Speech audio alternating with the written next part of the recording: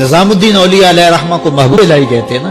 ان کا واقعہ بھی علماء نے یہ لکھا ہے، صوفیاء نے، کہ ان کے شیخ حضرت بابا فرید الدین گنج شکر رحمۃ اللہ تعالی علیہ ایک دن موج میں آ گئے اور کہا کہ نظام الدین محب بنو گے یا محبوب بنو گے؟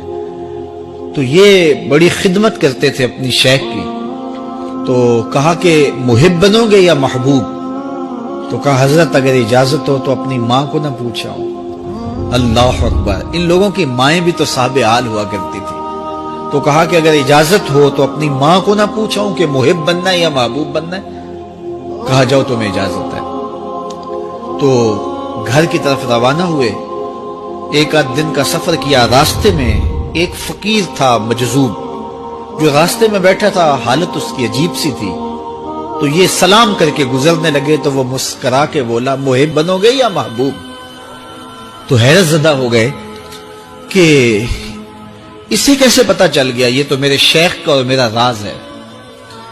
تو رک گئے. کہا کہ حضرت اگر آپ بتا دیں تو بہت اچھا ہو.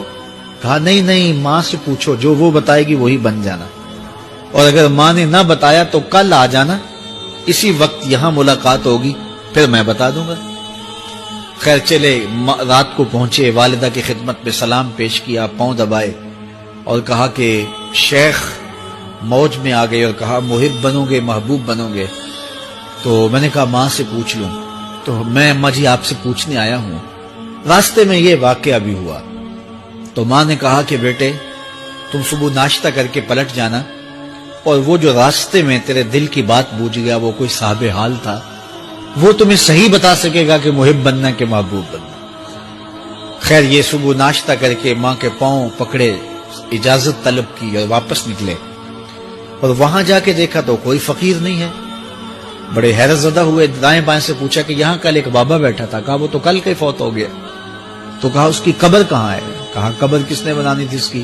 وہ گندگی کے ڈھیر پہ لوگوں نے پھینک دیا. دل میں بڑے حیرت زدہ ہوئے. اتنا با کمال تھا، لیکن اپنی حالت یہ. خیر وہاں چلے گئے اور جا کے کھڑے ہو کے پوچھنے لگے بندہ خدا دل کی باتیں بوجھتا تھا اور میرے ساتھ وعدہ کیا تھا کہ اگر ماں نے نہ بتایا تو کل آنا، اور اپنا پتہ ہی نہیں تھا کہ کیا ہونے والا ہے. یہ بات کہی تو بابا اٹھ کے بیٹھ گیا.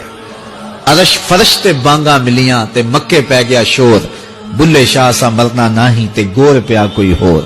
ہاں اٹھ کے بیٹھ گیا اور کہا کہ نظام الدین محبوب بننا محب نہ بننا. محبوں کا یہ حال ہوتا ہے، نہ کفن ملتا ہے نہ دفن ملتا ہے. محبوب بنو گے تمہاری قبر پہ بھی میلے لگیں گے. فاتبعونی یحببکم اللہ. اگر حضور کی اطاعت کرو گے، حضور کی فرما برداری کرو گے تو تم محبوب بن جاؤ گے. جب کوئی حضور کا ہو جاتا ہے تو رب اس کو اپنا محبوب بنا لیتا ہے. تو حضور کی محبت خدا کی محبوبیت کا ذریعہ ہے.